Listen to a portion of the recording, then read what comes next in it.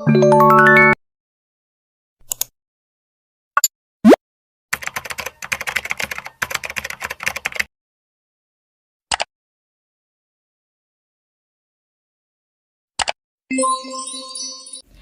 guys, Assalamualaikum warahmatullahi wabarakatuh. Balik lagi sama aku Isnia Cilia Putri. Minggu kemarin kita udah bahas tentang pengertian dari politik, ideologi, dan sosialisme.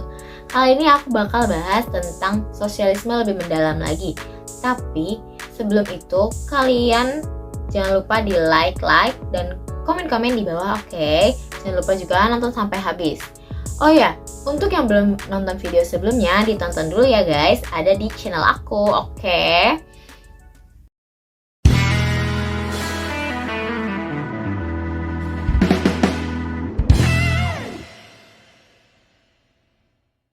Ideologi terbagi menjadi dua, yaitu ideologi terbuka dan ideologi tertutup. Ideologi terbuka menggunakan nilai-nilai yang berasal dari budaya, moral masyarakat, kekayaan rohani, dan tidak diperuntukkan mencapai cita-cita suatu kelompok saja. Sedangkan ideologi tertutup diciptakan oleh negara untuk menggapai cita-cita suatu kelompok tertentu saja, sehingga tidak terdapat nilai kebersamaannya. Setiap negara di seluruh dunia memiliki sistem pemerintahan dan menggunakan paham ideologi yang berbeda.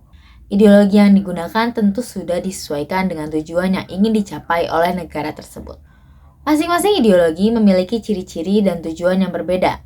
Negara dengan paham kapitalisme memiliki ciri yang mana masyarakatnya dibebaskan untuk melakukan kegiatan ekonomi sesuai dengan potensi diri yang dimiliki. Selain itu, segala hak-hak individu serta kepemilikan sangat dihargai dan dihormati. Pemerintah pun tidak ikut andil dalam mekanisme ekonomi yang digunakan. Pemerintah hanya berperan sebagai penyedia fasilitas umum, perlindungan keamanan, dan penjagaan ketertiban. Hal-hal tersebut sesuai dengan tujuan dari kapitalisme, yaitu mendapatkan keuntungan untuk pemiliknya. Jika kapitalisme lebih bersifat personal karena membebaskan setiap individu untuk membuka atau mencari penghasilan dengan keahlian yang mereka miliki, lain halnya dengan sosialisme, yang mana memiliki ciri yaitu kekuasaan dan kepentingan negara sangat diutamakan dan berpedoman dengan kesetaraan derajat yang menyebabkan tidak adanya pembedaan kelas sosial. Pemerintah berperan besar sebagai pengendali dan mengawasi pada sektor utama seperti perbankan, energi, dan transportasi. Segala kegiatan ekonomi, mulai dari konsumsi, produksi, dan distribusi, sudah diatur oleh negara. Dilihat dari ciri-ciri tersebut, sosialisme memiliki kesamaan dengan komunisme. Namun, pada hakikatnya, kedua ideologi tersebut berbeda. Pada ideologi sosialisme, kepemilikan individu atau pribadi masih diakui, hanya saja komponen pokok utama sumber daya diurus dan diatur oleh negara. Sedangkan, pada ideologi komunisme, kepemilikan pribadi seutuhnya dihilangkan. Pada aspek menggapai tujuan, sosialisme lebih menggunakan reformasi untuk mewujudkan perubahan dalam sistem politik dan sosialnya. Sementara itu, komunisme lebih menggunakan revolusi, kekerasan yang dilakukan pada buruh yang melaksanakan perlawanan. Pada aspek agama pun, sosialisme tidak mengatur masyarakat untuk memiliki agama. Tentunya hal tersebut tidak diatur oleh negara. Namun, ideologi komunisme menolak adanya agama. Setiap ideologi memiliki kekurangan dan kelebihan masing-masing. Ideologi sosialisme sendiri memiliki beberapa kekurangan, seperti masyarakat kurang berkembang, jiwa saing yang menurun, perkembangan ekonomi berjalan lambat, membuka peluang adanya diktator. Selain kekurangan, ideologi sosialisme juga memiliki beberapa kelebihan, yaitu inflasi teratasi, kesejahteraan yang merata, dan meminimalisir segala bentuk eksploitasi. Di dunia, terdapat beberapa negara yang menggunakan sistem ekonomi sosialis. Di antaranya adalah Kuba, Korea Utara, dan Cina.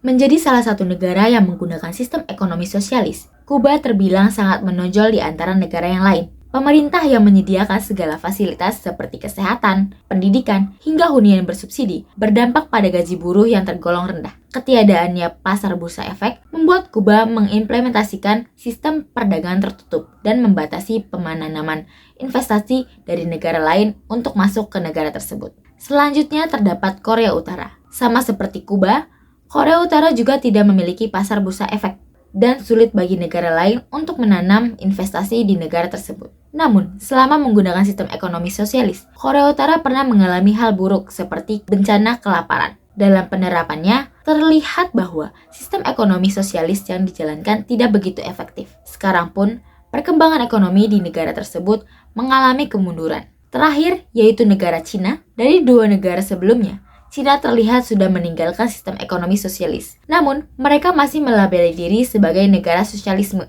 Dahulu, Cina memang menggunakan sistem ekonomi sosialis. Seiring perkembangan zaman, terjadi beberapa perubahan kebijakan untuk memulihkan kembali kestabilan ekonomi.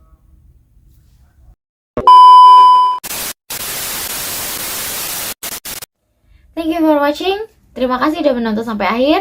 Sampai jumpa di video selanjutnya. Dadah!